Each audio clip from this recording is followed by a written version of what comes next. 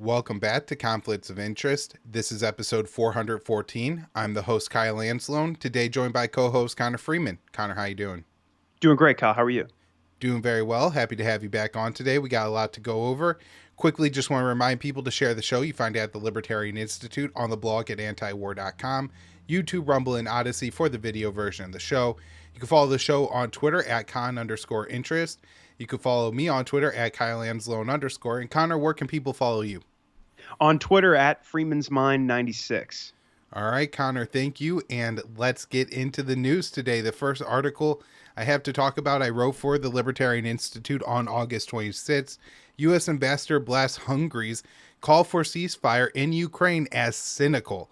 The top American diplomat in Hungary attacked Budapest for insufficient commitment to NATO's proxy war against Russia, with the ambassador claiming that support for a ceasefire in Ukraine was cynical. The U.S. ambassador to Hungary is David Pressman, and he made the remarks during the opening of the Hungary-Ukraine Relations panel on Wednesday. It is cynical to call for a ceasefire when it's not your country that is almost 20% occupied by a foreign invading army, he said. The United States wants peace, one that is just and lasting, and that's precisely why we are staying shoulder to shoulder with victims with Ukraine. In February, Hungarian Prime Minister Viktor Orban called for a truce. Russia cannot win because the entire Western world is lined up behind Ukraine, he tweeted. At the same time, Russia is a nuclear power, and nuclear power cannot be cornered because they may trigger a nuclear war. We need a ceasefire and peace talks. The sooner, the better. He continued, Ukraine is fighting valiantly and they have our full sympathy, but the only thing that can save lives in the Ukraine war is a ceasefire. Pressman went on to accuse Budapest of hindering dialogue between the North Atlantic Alliance and Kiev. Amidst a land war in Europe, consultations with our partner in Ukraine are vitally important to our shared security as allies, and Hungary's policy of standing alone in an effort to block high-level meetings of the NATO-Ukraine Commission is untenable, he said in his speech on Wednesday, adding that this will no longer be accepted. Hungary has taken issue with Ukrainian language laws that impact the 150,000 Ukrainians living in the country, even blind to block Kiev's bid to NATO over the legislation. The Ukraine NATO Commission has not met since 2019 because of Budapest's objections. Last month, NATO civilian head Jens Stoltenberg declared that the alliance would go through another meeting despite Hungary's protest. This is established framework. I have a mandate to convene it, he said. In respect for the issue that Hungary has raised, I have not convened that for some time, but now I will continue to convene meetings of the Ukraine NATO Commission. And Connor, this will be something that helps facilitate NATO joining the alliance and, of course, bring us closer to a more escalated conflict. All right, the next article I have up here is Democrats attack Ukraine audit resolution as divisive and ill-advised.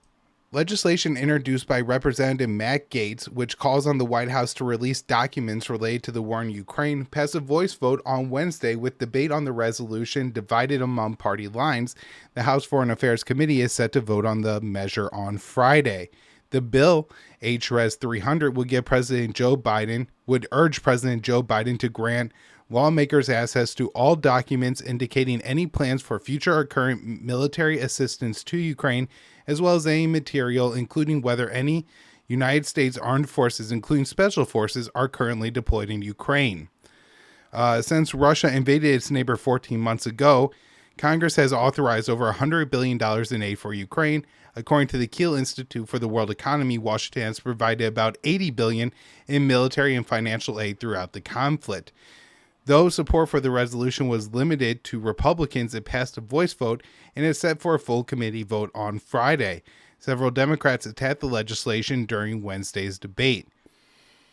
Chief among them was Representative Kathy Manning, a Democrat from North Carolina, who blasted the measures as divisive and ill-advised, claiming it is a partisan political ploy and the height of legislative irresponsibility that jeopardizes the national security of the United States, of our European allies and partners, as well as the courageous Ukrainian people.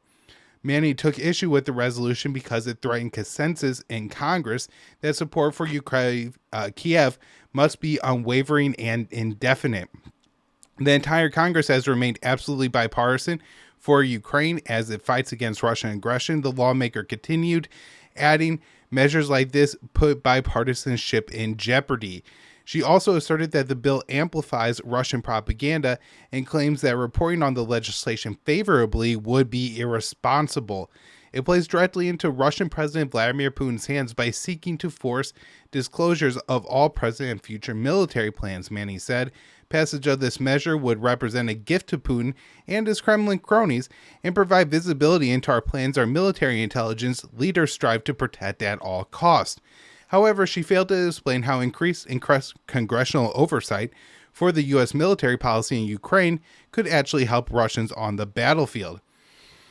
Congressman AlAqsa, a Republican from California, said the documents provided to the House would not be made public and that every bit of information requested would be held at a select intelligence committee.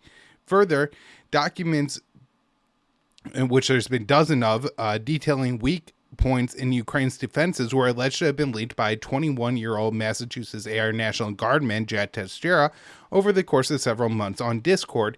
And kind of the White House has kind of downplayed, at least, they've obviously are very upset about it. They're trying to look into it, things like that. But at the same time, they've tried to downplay the importance of that information. And so, if that kind of information becoming public isn't that important or damaging to the Ukrainian military, then it should be made public. Representative Gerald Conley, a Democrat from Virginia, said it was not an appropriate time for transparency regarding the billions in U.S. taxpayer dollars pouring into Ukraine. Timing matters when this committee acts. He argued there will be time in insisting on oversight, but now is not that time. And Connor, we've heard testimony from the Afghan Special Investigative General John Sopko, who's basically said that if you don't have oversight when the aid's going in, you're never going to, be able to figure out where these weapons are going. Representative Corey Mills, who I have been very critical of on this show, argued in favor of the resolution, saying it could prevent mission creep, referring to the phenomenon in which military policy or objectives gradually shift over time, often becoming vague, ill-defined, and impossible to achieve. The concept was frequently used to describe U.S. occupation of Afghanistan, which began as a counterterrorism operation and later expanded into a sprawling, poorly supervised nation-building project. And Mills also talked about how he was a part of that mission creep in Afghanistan as a soldier. Mills went on to say the bill is not about preventing support for Ukraine or empowering Putin, but merely a better oversight. And that is something, while I think me and you both support this bill, Connor, and it's important to mention that this bill doesn't do anything to actually limit aid to Ukraine at all. We just figure the more transparency there is, the more people are going to realize this war is a sham and what the Biden administration is telling us isn't true. Gaetz, when introduced HRES 300 earlier this month, he emphasized transparency. The Biden administration and other allied countries have been misleading the world on the state of the war in Ukraine, he said, calling for total transparency from this administration to the American people when they are gambling with war with a nuclear adversary by having special forces operating in Ukraine. So again, hopefully this moves forward, Connor, and we may have more information on this next week.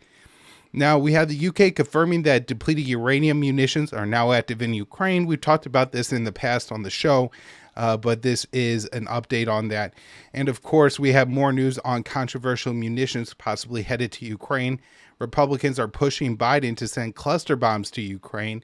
This is Mike Rogers, and I believe his name is Joe Wilson. Yes, they're both Republicans, one from South Carolina and the other from Mississippi. And they say the U.S. has 300 rounds of controversial cluster bombs, and they want those to go to Ukraine. Now, Rogers was involved in a letter that was put out last month, or right at the end of February, I think, with some other influential Republicans demanding that Biden send these to Ukraine. This came up in a committee hearing, and so him and Wilson both argued in favor of sending these munitions to a Pentagon official that was there. The problem with cluster bombs, Connor, is that they are bombs that carry smaller submunitions, and they are scattered across a target area. However, the bomblets or the submunitions often fail to detonate and remain on the ground as duds, but those duds are often, still volatile. And so if a child picks them up later on, or a farmer's plowing their field later on, hits one of these, it's caused up to 20,000, I think, injuries and deaths in Laos alone since the end of the Vietnam War. There's as many 20 billion bomblets still in the country, and 40% or so of the people that are injured by these have been killed. The United States has a large inventory of 155 millimeter dual purpose improvised conventional munitions, DPICMs, left over from the Cold War, and these are American cluster bombs. So there is a treaty outlawing cluster munitions because of the problems with them. And while the U.S. says that they're not going to use them, we now have Rogers arguing, well, we had 3 million of them. It's going to cost us money to destroy them. So let's just send them to Ukraine, which, there's going to be logistical costs, of course, Connor, to delivering 3 million bombs to Ukraine, not to mention making sure that everything's outfitted with the right equipment to be able to launch these and everything, and then the damage it'll do to Ukraine in the future. But, these people really don't care. They just want the war to go on and on. All right. This is a very important story that Dave wrote for antiwar.com yesterday. Zelensky holds meaningful call with China's Xi. Ukrainian President Zelensky held a call with Xi on Wednesday, marking the first time the two leaders spoke since Russia invaded Ukraine last year. On Twitter, Zelensky said the conversation was meaningful. So this does seem to be something of a good sign, Connor. At the same time, still a lot of work to be done. And the Russian Foreign Ministry has thrown cold water on the idea of China leading efforts to have peace talks. And so, we do have to look and admit that it's not just the U.S., and at least in recent months, who have been against peace talks. It's also Russia. Now, Russia, I think, feels like they have the upper hand militarily in Ukraine at this point. And so they probably see the need for talks as being lower as, they're pressing ahead with their offensive. Now, last article I had before I hand over to Connor here. Leaked Pentagon documents say Russia can keep funding Ukraine war despite sanctions. And so it looks like the U.S. is admitting that the war is going to go on for at least another year, as Russia has the money to fund it.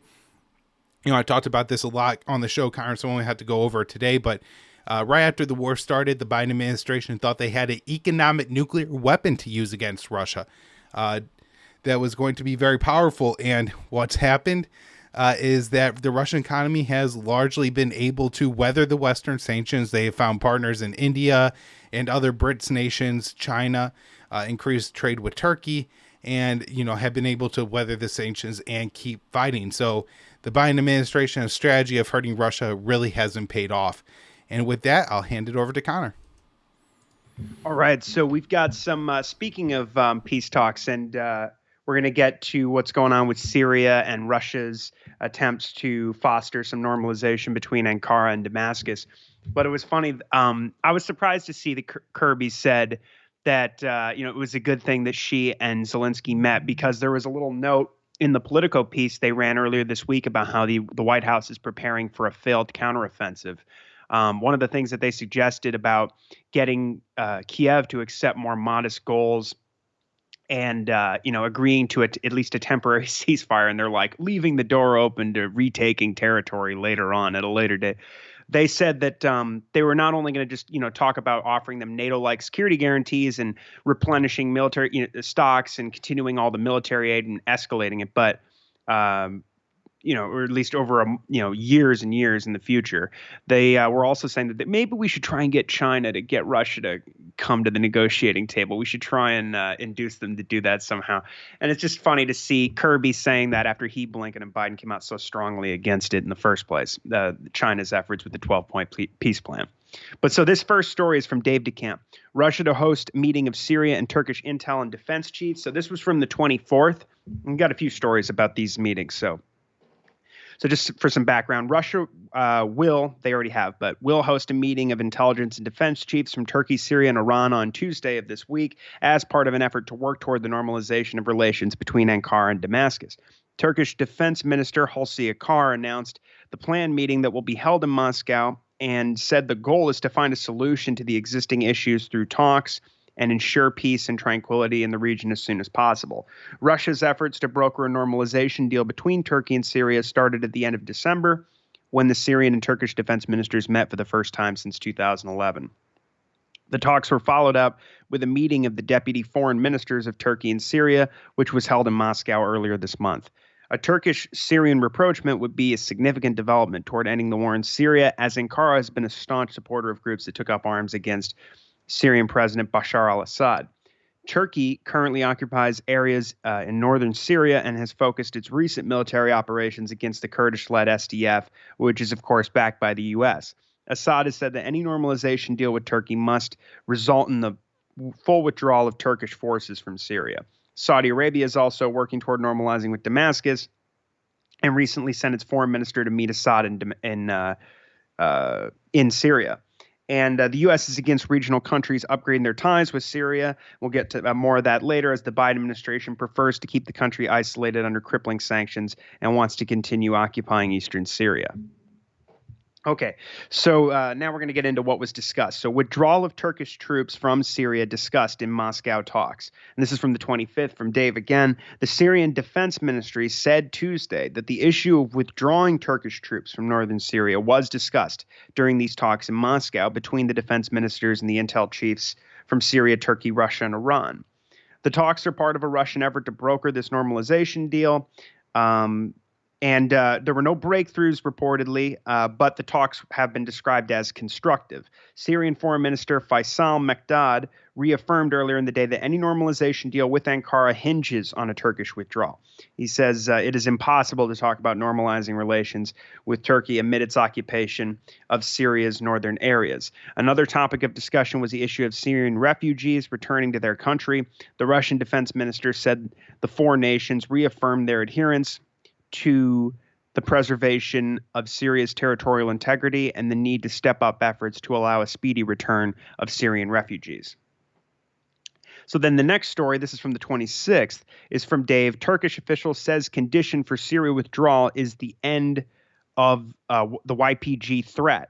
So a Turkish official has said the condition for a Turkish withdrawal from Syria is the end of the YPG threat in the country, referring to the primary military component of the SDF, the Kurdish-led group supported by the U.S. The comments came after Syria and Turkey held these talks in Moscow on Tuesday. A senior Turkish official told Middle East Eye that Turkey reiterated its previous arguments, which were laid out in the past 4 meetings in Moscow. The condition of the Turkish army's withdrawal from Syria would be the end of the YPG threat, and that the regime and its allies should contribute to the resolution.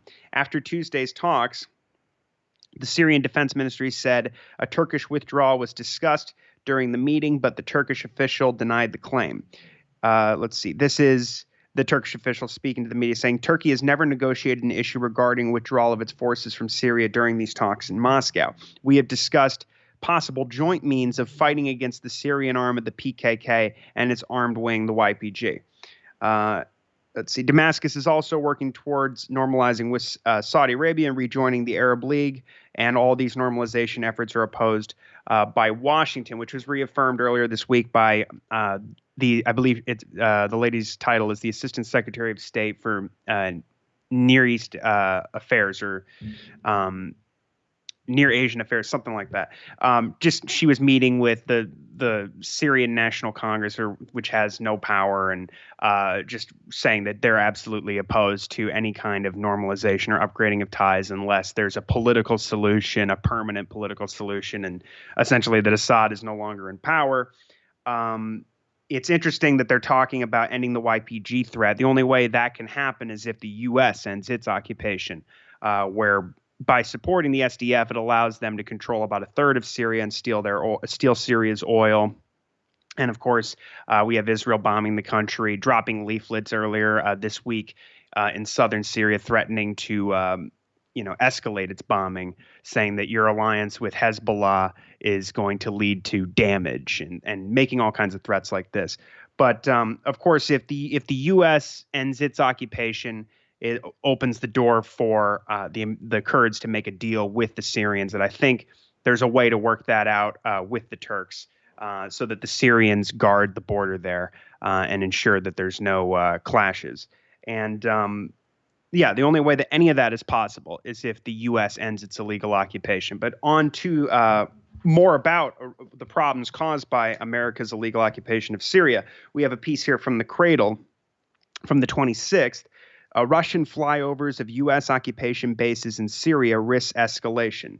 U.S. general. So, U.S. Army officials have decried that Russian jet fighters and drones are, quote, harassing Washington's occupation bases in Syria, and they've warned the situation raises the risk of a miscalculation. It's a ripe situation for us to see some sort of miscalculation. It signals a breakdown in professionalism that I have never seen out of the Russian Air Force. And this is General Alexis Grenowich, the head of U.S. Air Force Central Command, speaking to the Times earlier this week.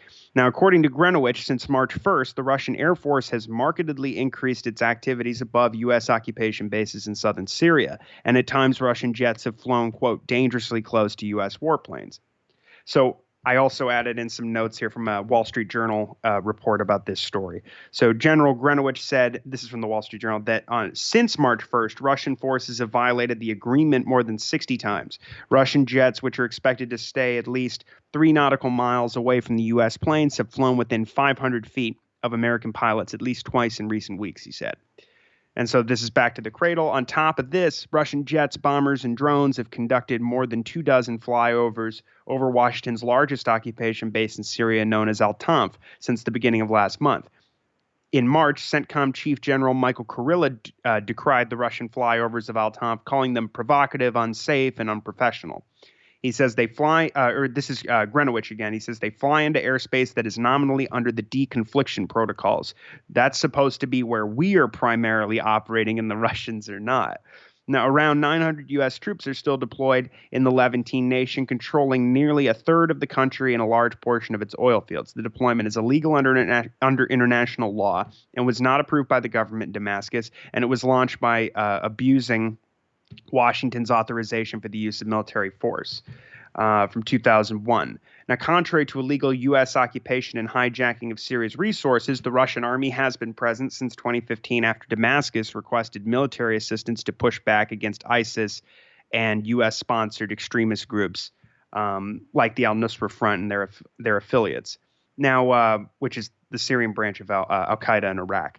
So I'll just close from this report, from some of the stuff from Wall Street Journal. The last notes say the reason for the uptick in incidents in Syria is not clear, officials say. Tensions between the U.S. and Russia have soared following Moscow's invasion of Ukraine in February of 2022 and American efforts to arm Kiev. U.S. officials have repeatedly called their Russian counterparts to protest the military actions, but Moscow has rejected the complaints and said it has a right to carry out the operations in Syria, the American general said. Fears of a deadly confrontation increased last month when a Russian jet fighter damaged an American drone flying over the Black Sea, causing it to crash. The U.S. released a video of the incident, denounced the Russian pilots as reckless. Russia said its plane never touched the U.S. drone and called the incident a provocation. General Grenowich called the Black Sea incident Russian buffoonery that won the pilots awards for Moscow, a move he said might have encouraged pilots in Syria to emulate the incident. If you see your friends get a medal, maybe you start to think that's what you have to do, he said. And so they closed by saying Syria is one place where Russian forces have the ability to directly challenge the U.S. military, which has provided Ukraine with vital weaponry for its fight against Moscow. And again, just more and more problems. Bradley Delvin had a great piece in TAC recently that was run at antiwar.com this week about how Ukraine is seeking to, take the fight to Russia in Mali and in Syria as well. So we're in the Middle East and Africa. And basically, they were talking about attacking Russian forces in Syria and trying to use the Kurds as a proxy to do it. And it's just, there's so many. It's interesting that they have to pretend that the Russians are the ones provoking them, like especially with this Black Sea incident. Of course, all these issues are caused by America's illegal involvement in these wars and the fact that we are taking huge risks just by being in Syria in the first place with all these illegal bases and bombing the country periodically and killing people who have been invited there to fight terrorists.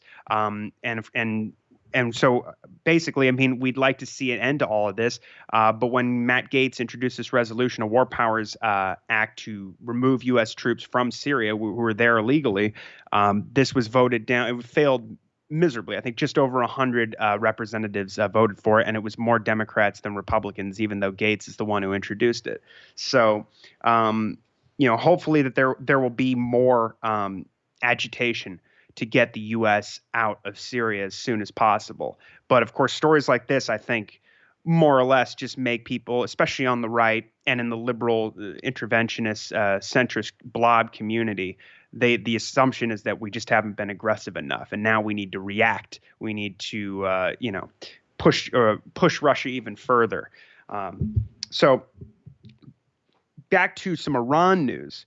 We haven't talked about the JCPOA in a while, but Sergey Lavrov is talking about what a huge mistake it was that the U.S. has not only left the JCPOA, but the fact that Biden promised he would re-enter into the deal, and it's been nearly 3 years, and it's been nearly 2.5 years, and we still have not been. We've still not returned to the deal. So Lavrov warned on the 25th that missing the chance to revive the Joint Comprehensive Plan of Action, also known as the Iran nuclear deal, would be a huge mistake by the West.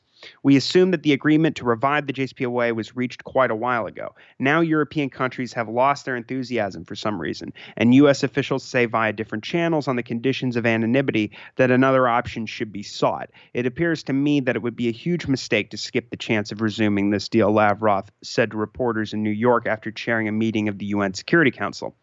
The Kremlin's top diplomat added that reviving the JCPOA does not depend on Iran or Russia or China, stressing that the ones who destroyed it must now bring it back to life.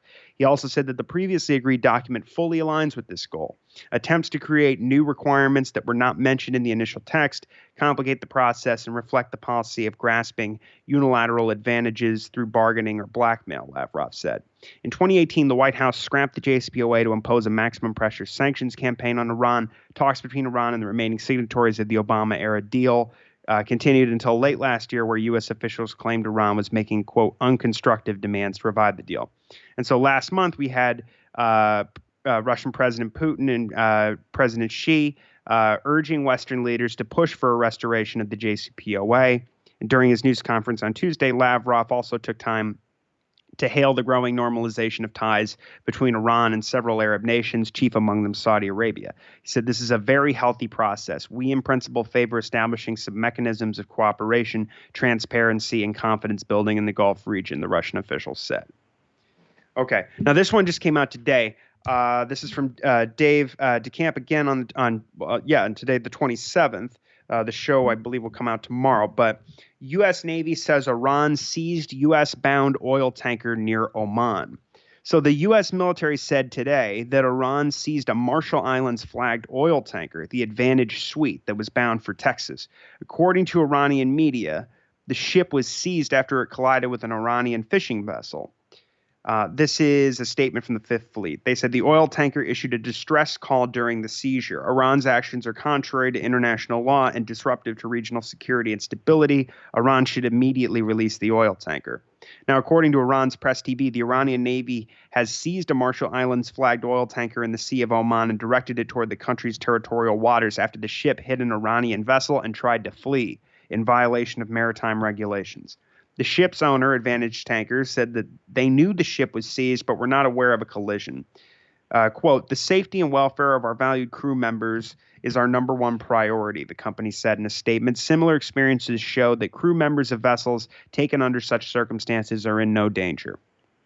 The U.S. has a history of seizing vessels carrying Iranian oil and gas using sanctions enforcement as the pretext. In 2021, the U.S. government sold 2 million barrels of Iranian oil for $110 million from a tanker seized near the United Arab Emirates. And during the Trump administration, the U.S. sold off Iranian gas, which was bound for Venezuela.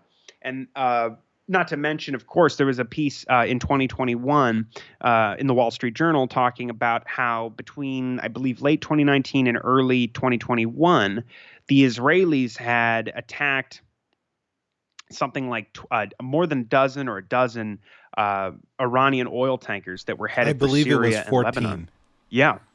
And so, you know, I mean, this is just, it's interesting, you know, for the Americans, it's again, because now the shoe is on the other foot, acting like this, you know, of course, Iran is just a rogue nation acting outside of international law, when of course the U.S. and its partners do this all the time, but that's different. That's the international rules-based order. So, okay, so this next story, we're moving on to some Israel stuff. This is from Middle East Eye. Israeli ultranationalists have stormed the Al-Aqsa compound, and they've raised the Israeli flag on Independence Day. So this is from yesterday. Hundreds of Israelis stormed Al-Aqsa Mosque in occupied East Jerusalem on Wednesday morning and raised the Israeli flag as the country marks 75 years of statehood. Flanked by soldiers, ultranationalist Israelis entered the courtyard through the Muhrabi Gate. At the same time, security forces imposed entry restrictions on Palestinians. News website Arab 48 reported that security officers removed a girl and 4 young men from the mosque in conjunction with the Israeli incursion. Israel is this week marking its 75th anniversary of statehood, a date that holds very different significance for Palestinians, known as the Nakba, or catastrophe, marking the expulsion of more than 750,000 Palestinians from their historic homeland. Israeli security forces said that the occupied West Bank and Gaza would be closed off during the memorial celebrations. According to the Times of Israel, the closure was set to begin on Monday at 5 p.m. and last until midday on Wednesday. The military said that the crossings would reopen, quote, subject to a situational assessment. The move comes amid heightened tensions with Israeli police forces earlier this month they were brutally attacked. Removing Palestinian worshippers from the Al-Aqsa Mosque as they observe the holy month of Ramadan. Israeli forces regularly empty Al-Aqsa Mosque of Palestinians outside the 5 Muslim prayer times, especially overnight and after the dawn prayer, to ensure a smooth incursion of Israeli settlers. According to decades-long international agreements known as the status quo, Al-Aqsa Mosque is an Islamic site where unsolicited visits, prayers, and rituals by non-Muslims are forbidden. Israeli groups in coordination with Israeli authorities have long violated the delicate arrangement and facilitated daily raids at the sites, performing prayers and religious rituals without permission from Palestinians or Jordan, which is the custodian of Islamic and Christian sites in Jerusalem. And of course, there was attempts by the settlers during Ramadan to try and get animals into the compound so that they could sacrifice them. And these are the kind of people we're dealing with. So Israeli forces, meanwhile, restrict who can enter Al-Aqsa Mosque and when they can go inside, and what Palestinians say is a violation of the long-standing agreements allowing Muslim prayer at the site. So here's the next story. This is about attacks on Christians that have vastly escalated since Netanyahu and the extreme right coalition have taken power. So this is from Middle East Eye. Catholic patriarch decries spike in anti-Christian attacks by Israelis. Christians in Palestine have come. This is from the 14th, by the way. Christians in Palestine have come under increasing attacks since the inauguration of the new far-right Israeli government, the head of the Roman Catholic Church in Jerusalem said on Thursday. Pier Battista Pizzaballa, the Vatican-appointed Latin Patriarch of Jerusalem, told the Associated Press in an interview that life for Christians in the birthplace of Christianity has worsened since with extremists being emboldened to harass clergy and vandalize religious property at an alarming rate. The frequency of these attacks, the aggressions, has become something new, Pizzaballa said.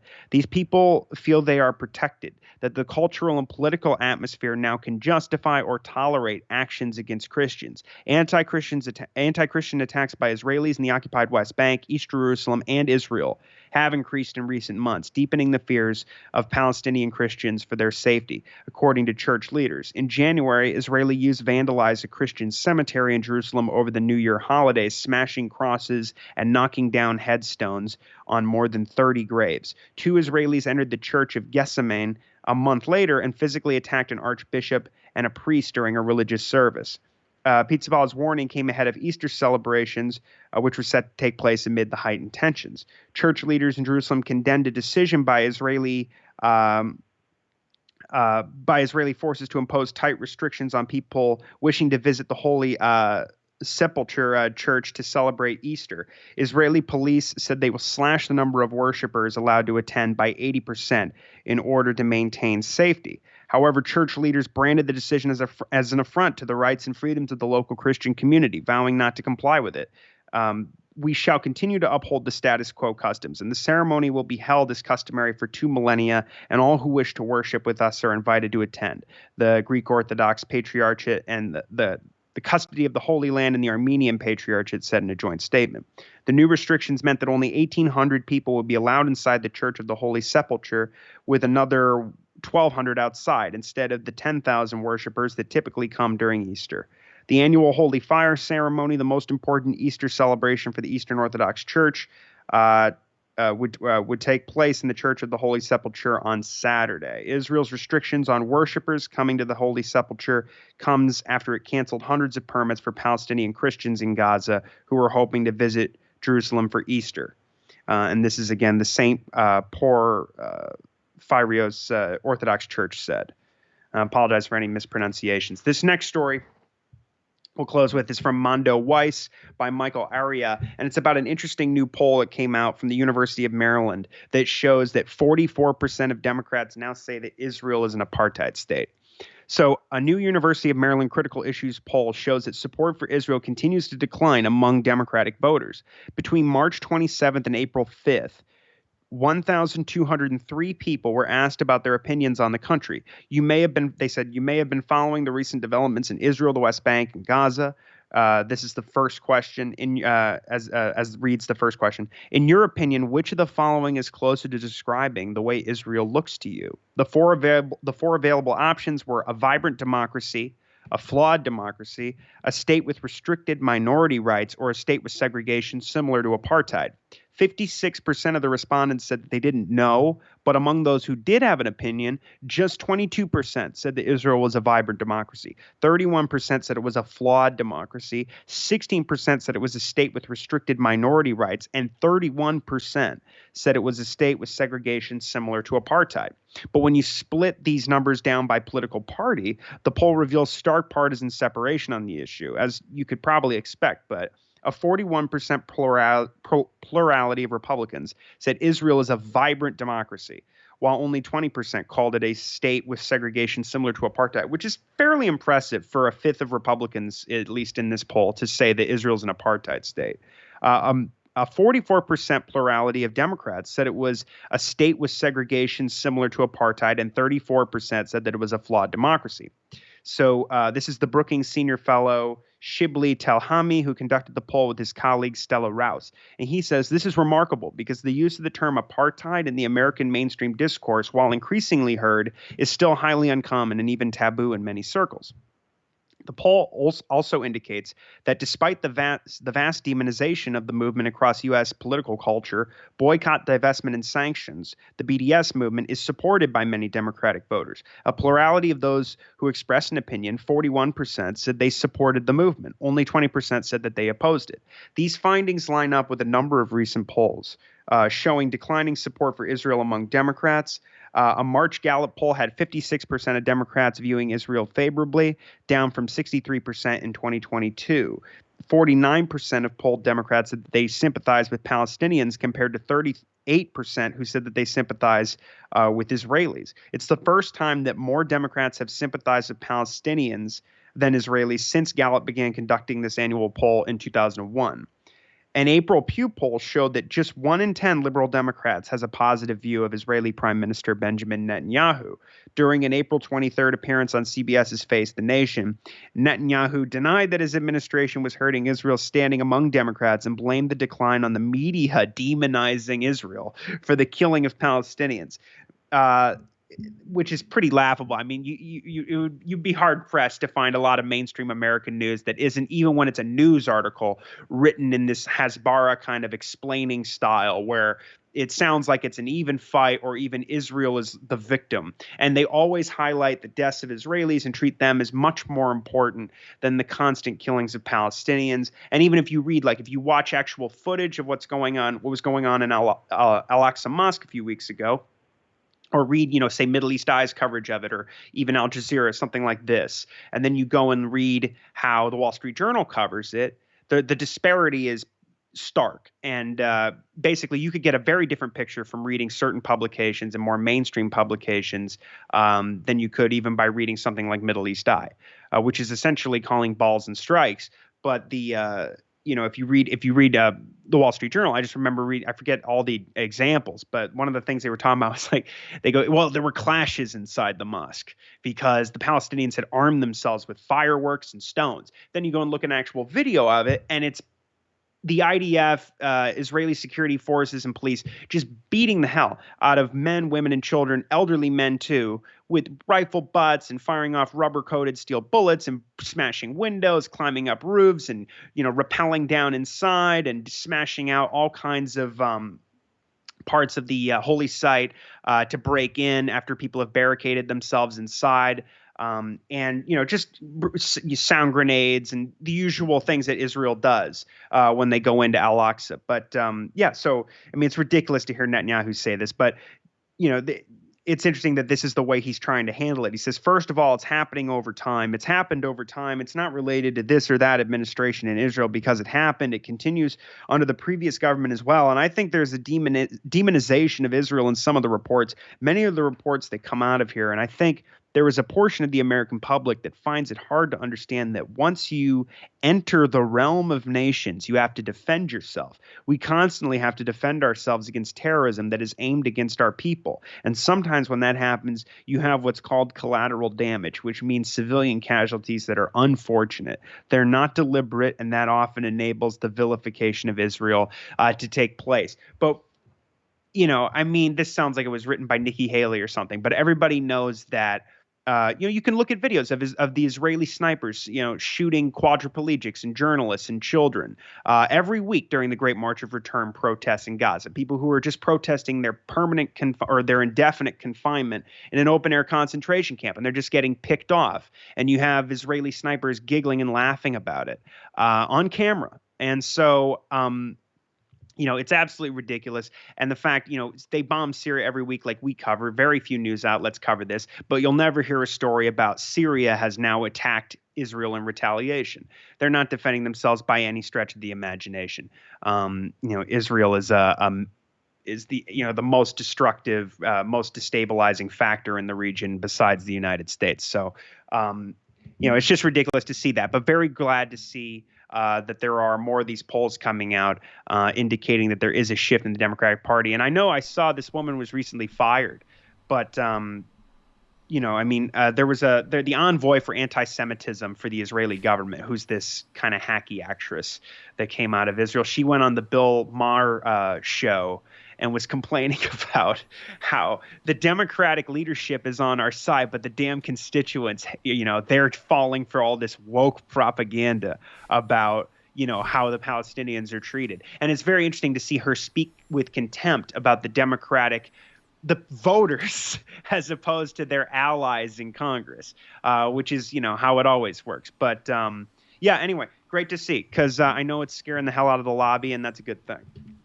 Yeah, Connor, thank you so much for that update. Before we wrap up here, I just want to talk about this real quick because it happened as we were recording.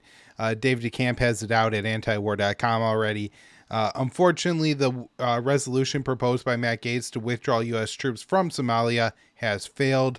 The final vote, 102 to 321, with let's like 12 not voting. It seems here that it's 52 Republicans, yay, 165 nay, 50 Democrats yay, 156 nay. So, not the worst results ever, but still disappointing. Always nice if you could end a war. But, as we've seen with the war in Yemen, Connor, every time you introduce one of these war power resolutions and you build a little bit more momentum, you get a little bit closer to ending these things. All right, with that, everyone, gonna wrap up the show. Connor, thank you so much for coming back on, and we'll be back with more shows next week. Thanks, Kyle.